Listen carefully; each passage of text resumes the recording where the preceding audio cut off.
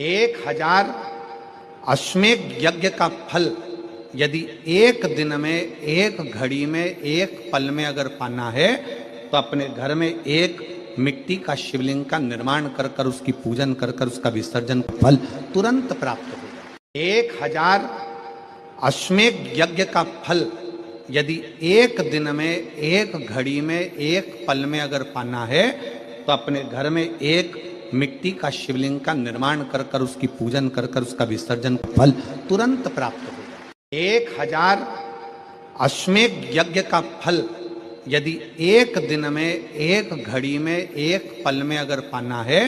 तो अपने घर में एक मिट्टी का शिवलिंग का निर्माण कर कर उसकी पूजन कर कर उसका विसर्जन फल तुरंत प्राप्त होगा। 1000 अश्वमेध यज्ञ का फल यदि एक दिन में, एक घड़ी में, एक पल में अगर पाना है, उसमें दुर्वा हो तो पहले शिवलिंग पर दुर्वा चढ़ाओ और दुर्वा चढ़ाने के बाद में फिर बेलपत्र समर्पित करो और समर्पित करने के बाद में धीरे धीरे देवाधिदेव महादेव पर जल का पात्र से, तांबे के कलश से धीरे धीरे शिव जी को जल समर्पित करो। धीरे धीरे भगवान शंकर को फिर जल समर्पित करना प्रारंभ करो। जब आप धीरे धीरे जल चढ़ाना प्रारंभ करेंगे, जल चढ़ाएंगे, धीरे धीरे जल चढ़ाकर उसको दुर्वा बेलपत्र जो चढ़ाई है उसके ऊपर से चढ़े हुए जल को आप लेकर आएंगे। नंदीश्वर शिव जी का नाम लेकर, नंदीश्वर महादेव का नाम लेकर उस जल को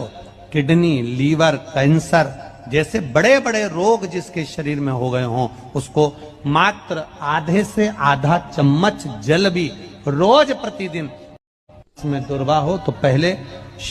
आप सबसे निवेदन है, अगर मेरे भोले बाबा, मेरे शंकर भगवान तुम्हारी कोई मनोकामना पूर्ण कर दे, तुम्हारे घर में संतान भी दे दे, तुम्हें नौकरी भी दे दे, व्यापार भी दे दे, व्यवसाय भी दे दे, सारा काम कर दे, पर इतना याद रखना जिसके दरवाजे से मिला है उसका दरवाजा कभी मत छोड़ना, उसके दरवाजे पर जाते हुए। 3 तिथियां हैं जिसमें महादेव को दूध जरूर चढ़ाना चाहिए। 3 तिथियां, और दूध कौन सा? हर कोई सा दूध नहीं, गौ माता का दूध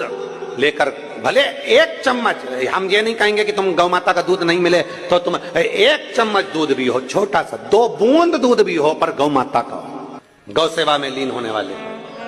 1 बूंद भी हो दिया, भले चम्मच भर हो, 2 बूंद का हो। 3 तिथियां हैं, पहला प्रदोष, दूसरी शिवरात्रि और तीसरे नंबर पर आती है सोमवार की अष्टमी। ये 3 तिथियां ऐसी हैं जिसमें 2 बूंद भी दूध अगर हम शंकर भगवान को समर्पित करते हैं तो अपना घर बच्चों की किलकारियों से कम नहीं